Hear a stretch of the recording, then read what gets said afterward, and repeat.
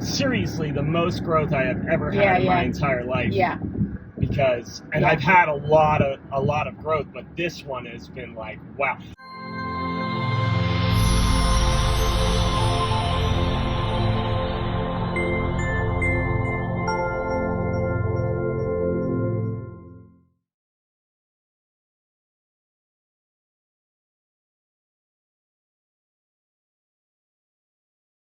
I almost forgot day 8. I almost forgot day 8 because it's 7:00 p.m. and we've been on the road all day since 9:30 a.m. this morning, as you can tell by the wildly crazy hair.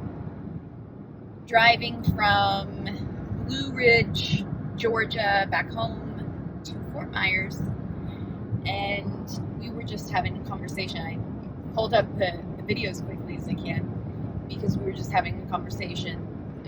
Scott was sharing about his experience with ketamine, and he utilizes it as a microdosing. So I was just asking him, how it has changed him internally, like what have been the benefits for him. So I'm going to ask him to share that just a little bit again about what his experience has been with the ketamine and how it's helped him in his life, right? Because what's the point? Like, why do any of this stuff if it's not helping you in your day-to-day life? So, honey, can you just kind of quickly say again what? No, I don't want to. I don't want to. I'm sorry. No, it's just before in the ego, right, of this is whatever's happening that you're holding on to. If I'm in an argument with somebody and I may start to realize that I may be wrong, but it doesn't matter. The ego wants to hold on to regardless. I know I'm wrong at some point in the argument. I know that, oh shit, I'm wrong, but it's holding on to the fight because I want to be right. Whereas now I look at it, I wake up in the middle of that fight. I wake up and I'm like, wow, that's interesting. Why does that matter to you so much to be right? When you know you're wrong now, you know that you've probably seen it the wrong way, or you didn't have information that now you do, and it's totally changed the reality of, the outcome of why the fight. Where now this voice comes in and it says, wow, you're really holding on to that. What is that? Why do you need to be right? Even though you're wrong, why do you continue the fight? So it's not about being right or wrong. It's about being in the fight. But don't you want to let go of the fight? Because ultimately, to be happy, you need to let go of that fight. Over the last however many years of being able to touch this magical moment, this going out of body or going out of ego, whatever you want to call that, psychedelic experience, it's so fleeting. It doesn't leave enough of an impact as to now with the ketamine and doing the daily dose that I do in my meditation. It's not like I take it and I'm driving. I do it in my meditation and I do the breath work with it. That's why we say keta-breath. By doing that, it's now I have a daily reminder, and that to touch that feeling is ultimately to be in that freedom, to be in that I'm just experiencing the beauty of the human experience, the good stuff, the bad stuff, all of it, because there is really no bad when you realize it. It feels like it because the ego is experiencing it, right? Same as the great stuff, right? Oh, I got this new car, it's so great, now I feel so great. No, it's just because the ego is being stroked there, So I think that's the conversation we were having, and that is why the impact, and we go on and on about ketamine and keta-breath and talking about it and why it's so impactful and why we want people to experience it, because it is a trip out of the ego. It is truth. It is to rip the curtains open for an hour to really see what you have been trying to reach. We think we want the money, we think we want the house, we think we want the relationship, we think we want the car. No, you don't. You just want to be whole. You want to feel in touch with who you really are. And I think that is that moment when the ketamine opens the door to the cage. So you realize, oh, wow, I can get out of the cage. I can be out for a little bit. And then when you come back into the cage has a completely different feeling because you realize I can get out of this cage anytime I want. That's why it's so impactful. So there. Very good. Very good. Day 8 was a little bit about, I haven't really talked in this 30 days. This 30-day video diary, I haven't really talked about the ketamine too much.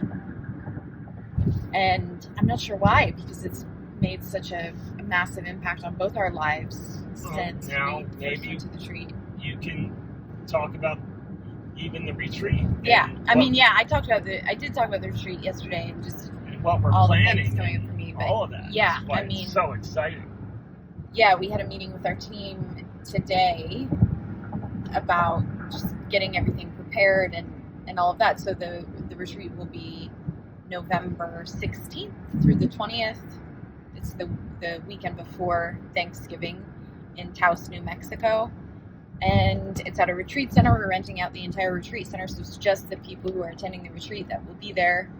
And we're all of us today on the call. We're so excited at the potential, at a lot of what I visualize lately is what excites me, or I don't even like to use the word excited.